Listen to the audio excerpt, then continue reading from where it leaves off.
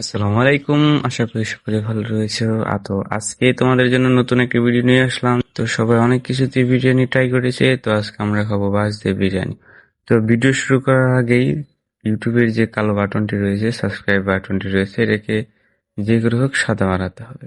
ইট ঢিল মারো, জুতা ঢিল মারো বা ফোনটা ঢিল মারো, কিন্তু সেই কালো বাটনটা সাদা করতে হবে। যদি সাদা না করো তাহলে ভিডিও চলবে না। তো সাদা করেছো? তো করেছো সাদা? তো এখন ভিডিও শুরু করা যাক। তো সর্বপ্রথমে দেখতে পারতেছো আমরা একটি খামারে চলে গেছি। সেই খামারতে সাদা একটি কক মুরগি নিয়েছি। তো সেই মুরগিটি জবাই করার পর লোম ছাড়ানোর পরে এরকম হয়েছে। তো এই মুরগিটি এখন নাড়ি বুড়ি বাইর করা হবে, কারণ নাড়ি বুড়ি বাইর করে নাই আমি আরেকটি জায়গায় গেছিলাম। তো বাঁশ কাটতেছে সাইকেল আর শিমুল। তারা বাঁশ কাটতে থাক, ততটুক সময় আমি আমার মুরগির কাজটা করে ফেলি। তো মুরগি নাড়ি বুড়ি ফলানো শেষ। এখন মুরগিগুলো বিরিয়ানির জন্য ছোট ছোট পিস করে নিতেছি। তো বিরিয়ানির জন্য ছোট ছোট পিস করতে করতে আমরা কথাগুলো বলি যে আসলে এই মুরগিটা এক ভাই খামারে তুলেছিল। সে নতুন উদ্যোক্তা। সেই খামার থেকে আমরা এই মুরগিটি আনি ক্রয় করে। তো সেখান থেকে আনার পর আমরা তার কাছ থেকে যা যেটা জানতে পারি, সে বাসায় বসে থাকতো। সে ৩০টি বাচ্চাদের ফার্ম তৈরি করে এখন তার কাছে আল্লাহর রহমতে ১২০টি মুরগি রয়েছে। তো আমরা সকলেই বাসায় খালি বসে না থেকে, বেকার বসে না থেকে আমরা কিছু করার চেষ্টা করি। তো এই কথা বলে শেষ করে আমরা মুরগির দিকে আবার ফিরে যাই। তো মুরগির জন্য রসুন, পেঁয়াজ ইত্যাদি ছুলানো হচ্ছে ছেঁচা দেওয়ার জন্য। রসুন পেঁয়াজ ছেঁচা দেওয়ার জন্য, মানুষ ছেঁচা দেওয়ার জন্য না। তো মাহফুজ রসুন পেঁয়াজ ছেঁচা দিচ্ছে, ততটুকু শিমুল রসুন গুলো চুলাচ্ছে, চুলে দিতেছে। তো ইতিমধ্যেই শাকিল বলল যে লেবু দিলে ভালো হবে। তো লেবু তো আমরা কেউ আনিনি। তো বাড়ির পিছনে একটা মরা একটা লেবু গাছ ছিল, সে মরা গাছের একটি বা দুইটি লেবু ছিল। তো শাকিল সে রাত্রে চলে গিয়েছে লেবু তোলার জন্য। তো লেবু তুলতে দেরি হয়ে গেছে বিধায় আমিও চলে গেছিলাম। তো দেখি যে না, শাকিল লেবু তুলতেছে। তো লেবু নিয়ে এসে সর্বপ্রথম শাকিল লেবুগুলো দেখিয়ে দিল ক্যামেরার মধ্যে যে আসলে কতটুকু বড় বড় লেবু, প্রায় হাফ কেজির ওজনের হবে লেবুগুলো। তো আমি ইতিমধ্যে একটি লেবু কাটা ধরেছি চাকু দিয়ে। তো লেবু দিয়ে লেবু চিপ দিয়ে দিতেছি। লেবু চিপ দেওয়ার পর সকল মশলা, যে মশলাগুলো আমরা আনছিলাম, ৩ প্যাকেট মশলা আনছিলাম। এই মশলা নিয়ে একটি সমস্যা হয়েছিল, যেটা বলবো আমরা ভিডিওর শেষের দিকে।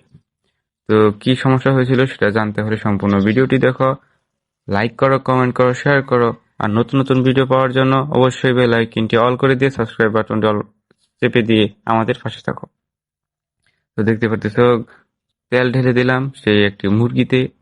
তেজপাতা, বিভিন্ন ধরনের মশলাপাতি যা রয়েছে সব ঢেলে দিলাম। তারপর আমি আমার হাতটা কুচিয়ে নিয়ে একদম ডাবুস ডুবুস করে মিশানোর জন্য রেডি করলাম। তো দেখতে পাচ্ছ কেমন ভাবে মিশানো হচ্ছে। তো মিশাতে মিশাতে দেখি মুরগির নিচে চাউলও রয়েছে। তো এটা কিরকম রেসিপি হবে আশা করি বুঝতে পারতেছো।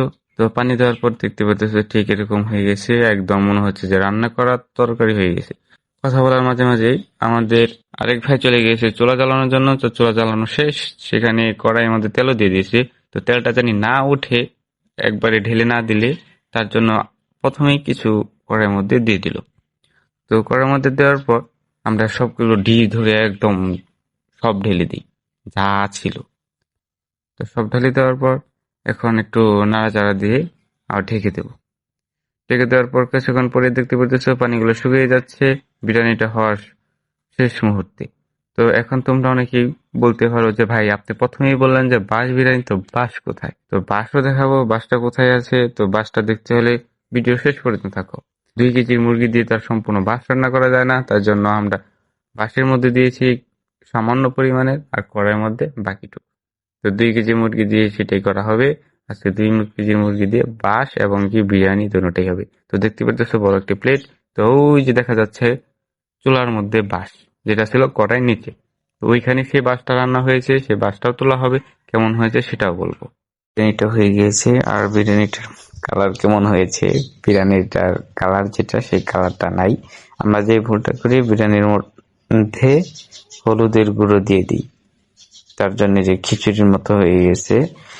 আর পানির মাপটা বুঝতে পারিনি, তার জন্য একটু খিচুড়ি খিচুড়ি হয়ে গিয়েছে। তো দেখতে পারতেছো বাঁশটা ইতিমধ্যে হয়ে গিয়েছে।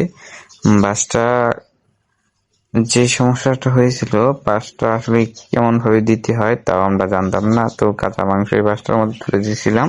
তার জন্য দেখতে পারতেছে আগুনের কারণে বাঁশটা একদম পুড়ে গিয়েছে, যেটা ধরা পর্যন্ত যেতেছে না, ধরলেই বাঁশটা ফেটে যাবে। তো দেখি ভিতরে এই অবস্থা, আশা করি হয়ে গিয়েছে। তো ধোঁয়া উঠতেছে, আলহামদুলিল্লাহ ভিতরের অবস্থাটা খুবই ভালো, প্রথমবারের মতো এটা ভালোই হয়েছে।